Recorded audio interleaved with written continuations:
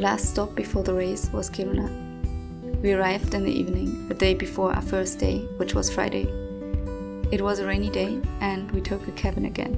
Not because it was raining, more like because I was lazy and didn't want to have a wet tent before the first day.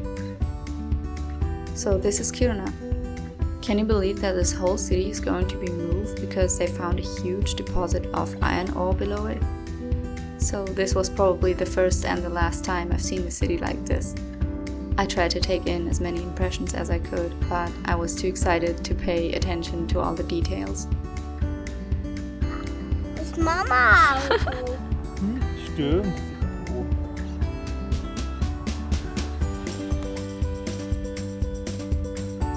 Finally, we arrived at the Fjällräven camp, where we registered for the hike and got food for 3 days, because that's the maximum time it would take to the next station where you could get a refill. The food is by Turmat and it's very delicious. All the good reviews on this stuff, they are totally true, not lying. Anyway, my experience from this is that you will overpack, so take it easy with the food.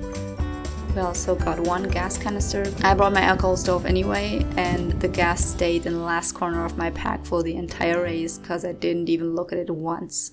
And I think I brought like 700 milliliters of alcohol. So we were a bit anxious and we brought too much food. So we had so much that we actually decided to cook some dinner and just try it out one day before the hike, which was a smart decision because we were all too tired to cook. The Stugby/campground was, in contrast to the other places, rather pricey, but the cabins were also pretty spacious and you have a beautiful view over the lake there, the Alttajärvi. It's also easy access because it is close to the road and you can quickly get from there to Kiruna. Our cabin had a shower, but neither the shower nor the light in there worked, but they had a big clean shower house and also a lot of toilets. I don't know why I said this. I'm sure the obsession with toilets and especially toilet paper, not only in 2020 and 2021, is a very German thing.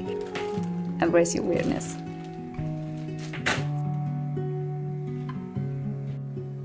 So now I rationed all the food just for myself. This is for the first 3 days and you get a refill at the first station. And this is basically for the whole hike, just our snacks. I wanted to make my own, but I really couldn't. I didn't have the time. So I tried to choose like a low waste option, organic food. So yeah, at least. But yeah, it's a big pile of plastic waste. Sounds kind of awful, right? But yeah, this is what we get as food. The good thing about it is it's really comfortable to eat this food because you only have to pour in hot water, so it actually saves us a lot of weight because we don't have to take a huge cook set, we don't have to prepare a lot of food, and we will not have to cook in the field. And also they are known to be pretty delicious, so I'm excited. For me, it's like the first time that I ever eat a freeze-dried meal. I did some cold soaking and some cooking while camping. This is going to be really, really interesting. And I chose the vegetarian option. They also have some vegan meals, but I think if you want to eat entirely vegan, then you will have to go for this one. I think that's the only vegan option.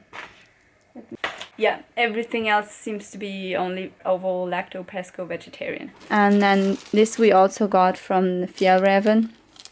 It's some sort of polar bread. Yeah, it's just really, really tasty bread. And then we also got these trash bags.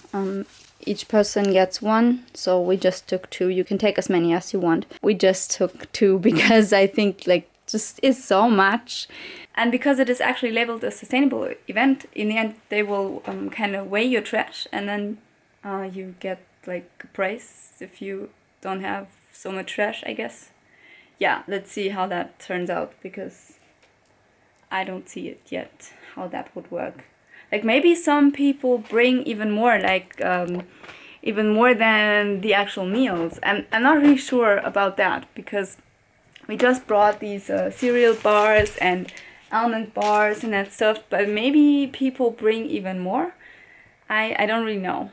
and we probably packed too much food, because whenever I hear any hiker talk about their long distance trip, it's always like, I brought too much food, why did I bring so much food? But yeah, that's your big worry, right? Because when you have a kid especially, you think like, I need to feed my kid.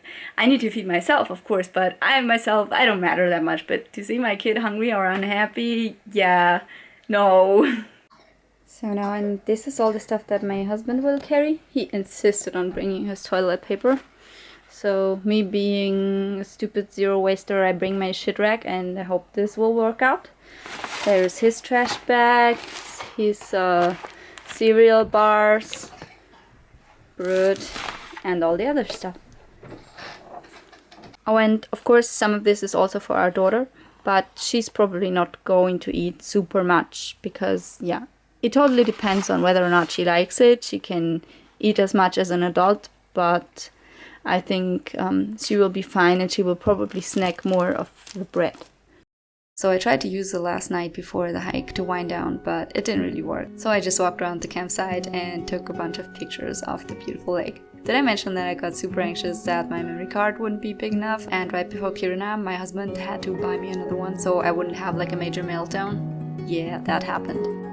Anyway, this was it, our last stop. We triple checked our packs, we packed all our food. Oh, and I found a buff at the pop-up store, yay! And then we went to bed early, and the next day was Friday, our start day, and the beginning of the big adventure.